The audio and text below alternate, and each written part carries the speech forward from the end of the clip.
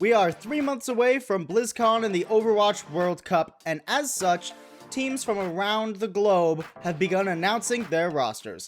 Let's take a look at who's showing up in a World Cup roster once-over.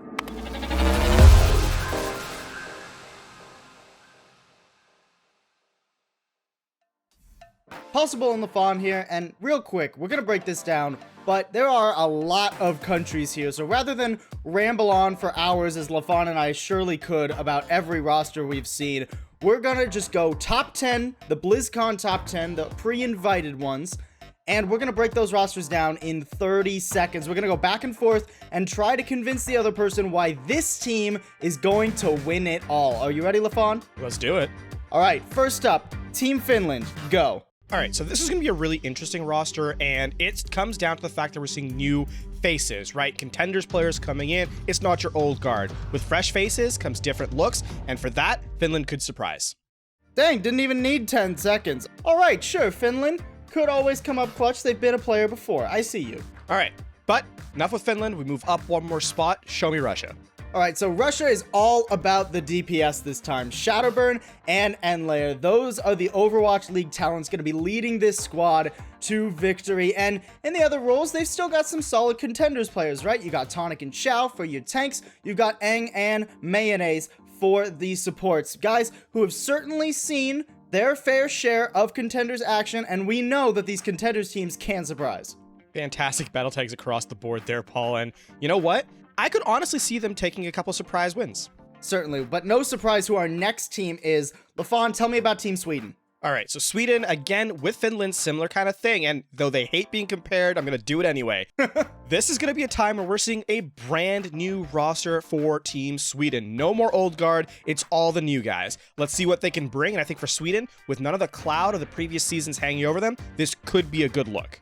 Snillo is going to be in that DPS role. I do believe he was on the roster last World Cup as well, but not the premier players, not the old guard, as you said. So hopefully he can be the Overwatch League talent, the quote-unquote veteran talent that this team needs. All right, and next team coming up is Australia, and you're going to have to give them cheek because with Hunter on the roster, they'll give no quarter themselves.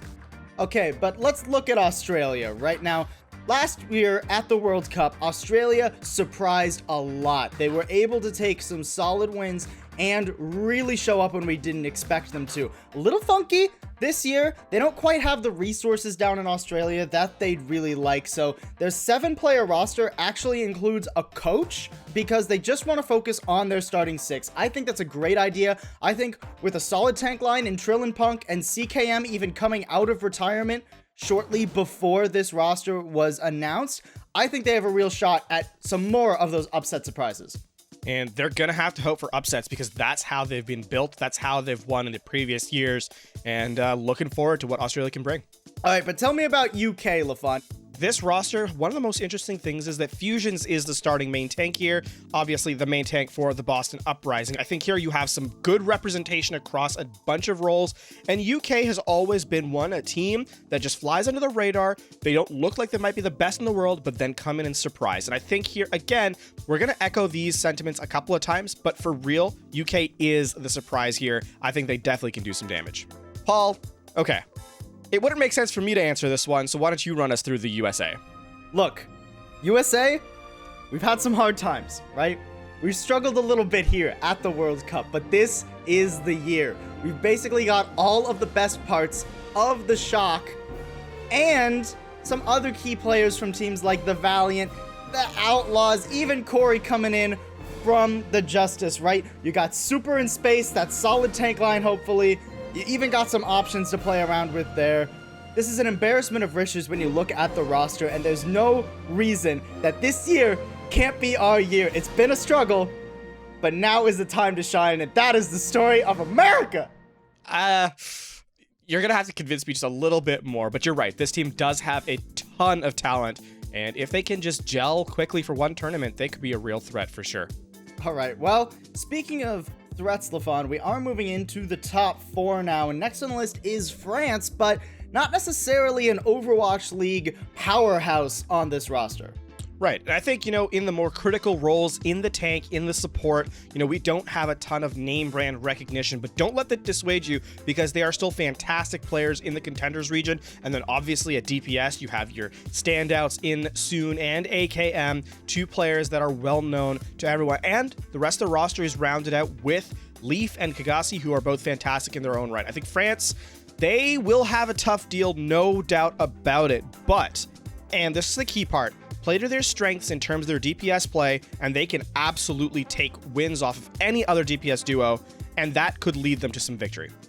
All right, moving forward, we're going to get into the top 3 here, and this is where it becomes really saturated with Overwatch League talent, so we're actually going to reverse what we've been doing here. For the next 3, China, Canada, and South Korea, instead of arguing why they're going to win, we're actually going to argue why they could lose and where the holes in their roster are. And I think here we're going to remove that 30-second timer as well, Paul, and we're just going to go for it because I think these top 3 deserve the justice of absolutely ripping them to shreds before they do that to other teams in the World Cup. Sounds like an absolutely great idea to me. All right, let's look at China, and I'll take this one for sure because I have a ton of tape on these players. Contenders China is where all these players have come from, and this could be a very interesting roster. Let's start at main tank. Gusha. He is a fantastic player on Winston and Reinhardt, but a key gap in his gameplay could be the Orisa. And as we head into the 2-2-2, if there's no balance changes by BlizzCon, we could expect to see that come into play, and it's unknown if he can really perform on that role. Heading down the list, Elsa, the off tank here for China. This is a player that is consistent, but not flashy. And at the World Cup, you need all your players to be in that flashy-esque role. I have nothing bad to say about Leave. The guy's an absolute standout, and I'm a fan. Can't even pretend here. But the remainder of the roster, I think, is a bit interesting because they don't have any true hit scan players. Leave is the only one who plays hit scan, and he's a flex player. At support, this is the best China has to offer right now, and not really much to argue about there. So for China, the question isn't, are they going to be good? The question is going to be, can they be consistent and can they pop off as a team? And that's what they have to answer very early on. Well, let me ask you a question when it comes to supports. I've heard the name Coldest thrown around a few times. Do you think that he could have been a better inclusion to this top 7 roster? Coldest has much improved this season in Contenders China, in my opinion, playing on the best team in the region in Bilibili Gaming, the Sparks Academy team. But I will say that he doesn't have international experience the same way that Kyo does. And that could be a big difference here as BlizzCon comes through. That is a big thing to think about. How can players travel? Kyo does have that experience overhand. Fair enough. Well, moving on to our second place coming into this, it's going to be Canada. Now, Lafon, you're Canadian. Actually, a lot of my family is Canadian too, believe it or not. But I'm going to tear them apart anyways here because Canada, they've just decided to completely run it back from last year. Now, sure, Canada, they got 3rd last year. That's well and good. But China, South Korea, they were way above in terms of talent and coordination here. And I'm personally not convinced by their tank line this year, right? XQC coming back in after barely touching Overwatch this entire competitive season, this entire year really. And Notes had a pretty rough time on the Dallas Fuel this whole season, right? Last year we were talking about Note as one of the best off tanks in the scene, but this year he's not really in the conversation. I think there's a couple of fair criticisms to be had about Team Canada, and I think the number one is that they are predictable. With no new players, no new rosters, no new coaching staff, if we must add that as well. GM from Jane returning, as well as Tikati, the sub-coach for the Dallas Fuel, also related to Jane in that regard as the coach. Definitely some answers to be had there. And yes, I agree with you in that regard. Of the top 3, Canada is the most vulnerable for sure. All right, well now you get the tough one here, LeBron. I'm gonna actually hold on. South Korea. Hold on. Why is South Korea gonna lose? Tell me that. Tell me that right now. One sentence. I think instead what we should do is both of us should do it. Because I don't think there's a way South Korea loses, even with some, quote, weaker options at DPS. I think this is probably the best roster you could have formed, and I trust Coach Krusty a ton. Also, try saying that 4 times fast. I guarantee you'll trip over it. But no, at main tank, you have Mano, the best tank in the world. At off tank, you have Choyobin, the best off tank in the world. or at least one of the top 4. At least one of them. At least one of them, right. At DPS, Architect and Carpe. Carpe is having a bit of an off year, and there are tons of DPS who are obvious caliber, but I mean, it's Carpe. I think Carpe is really the only debatable person in the DPS line this year, and I mean, Carpe is still a monster, right? But, you know, you look at the other options in Decay and in Nene, and I think there are arguments to be made that they may be slotted into this roster a bit better. It is certainly possible, but I think betting against Carpe ever is a bad idea. And yes, we're trying to disassemble South Korea, but it's tough to say it when you've got such a wealth of riches at every position. I think the actual interesting thing is no Prophet, and instead we're seeing Architect come in. That is also a place where you could make a case. But again, even though Architect hasn't had a chance to prove himself this season, he has been known historically as a fantastic flex DPS player. From every role, whether it's Widowmaker or Genji, he can play it all. And obviously you've got Haksal as well. In support, there's another case to be made here where you don't have some of the best supports in Overwatch League, but the arguments that Krusty made were intelligent. And I think, you know, if we're going to attack this team at all, we're attacking it on the support line.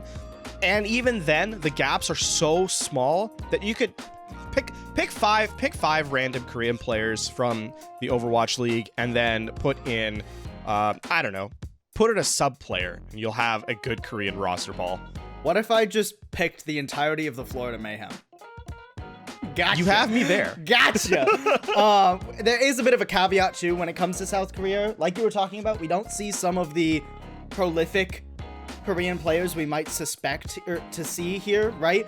Players like Fury, DM, Jonak, they all actually declined the tryout process because they wanted to focus on Overwatch League this year. So maybe a bit of a step down there, but even then it's debatable. It must be mentioned though, those players are on teams that are not performing nearly as well as they could be. Fury on London, Jonak on NYXL. DM though, that's an interesting one, and I'm very curious about that. But regardless, I don't think South Korea really struggles here, and I think our top 2 this season is going to be China versus Korea if the bracket plays out. Otherwise, Korea comes in first for another year running. Thanks so much for tuning in to the Overwatch World Cup roster once over. If you'd like to see more of these videos with countries you think could surprise, you think have some cool players, or you just want to shout out your own home country, feel free to leave a comment down below. We'll see if there's enough interest to get another one of these rolling. If you like this video, there's also a button for that down below. But regardless, make sure you tune in to Esports for more Overwatch content.